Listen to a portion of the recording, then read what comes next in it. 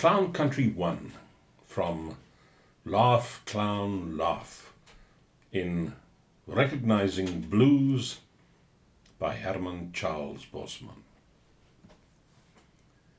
"It's the clown," Johnny Coon said, starting to laugh all over again.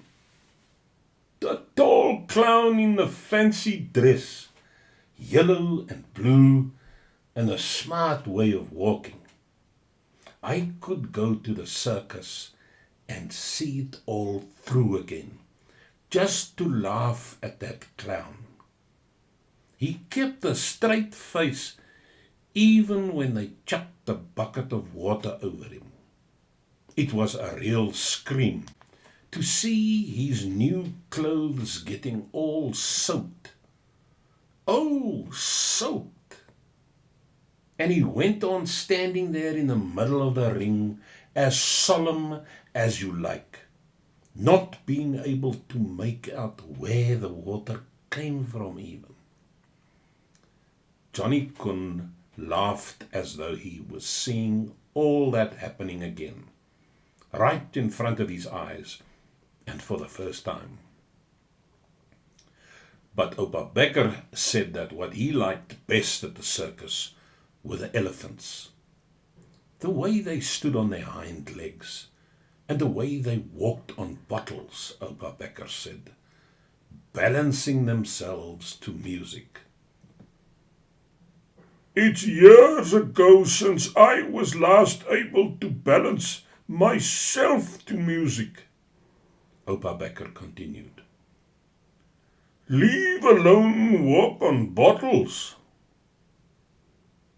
"Or stand on your hind legs," Yuri Stein commented. Not loud enough for Oupa Becker to hear, though. "In the old days, there wasn't any such thing in the Transvaal," Oupa Becker went on, "as walking on bottles. Even though the whole of the Mariku up to the Limpopo was elephant country in those days," Oupa Becker said, "and in consequence he prided himself on knowing something of the habits of elephants, he would never have imagined their walking on bottles. If an elephant had seen a bottle in his path, he would simply have walked over it. To him, an elephant in those days was just an elephant," Oupa Becker said. "And the same thing applied to lions when the Groot Mariku was lion country," Oupa Becker added. To him, a lion was just a lion, and not a bookish person that, well, we all saw what those lions did at the circus, didn't we now? There was more than one white man in this part of the Mariku that wasn't nearly as well educated as some of those circus lions, Oupa Becker said. Of course, he acknowledged that not every white person in this part of the Mariku had had those same opportunities of schooling as the lions had had. Then Atnodeer said that what he just couldn't get over at the circus at Bekkersdal were the trained zebras. "And to think that this was also zebra country," Atnodeer remarked. "But I would never have imagined a zebra wearing a red ostrich feather on his head, just like he's a Korana bushman. Or a zebra while galloping down to the watering hole, first stopping to write something on a blackboard with chalk." We spoke also about other animals that we had seen at the circus, and we said that the Groot Mariku had at one time been that kind of animals' country too. And all the time we had never known what those animals were really like. That sort of thing made you think, we said.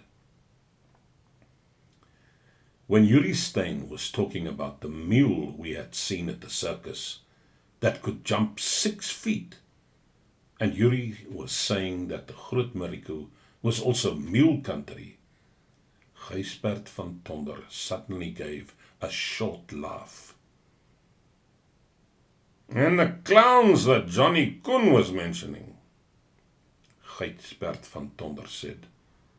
Well, it seems to me that for a pretty long while the Mariku has been good clown country, and still is.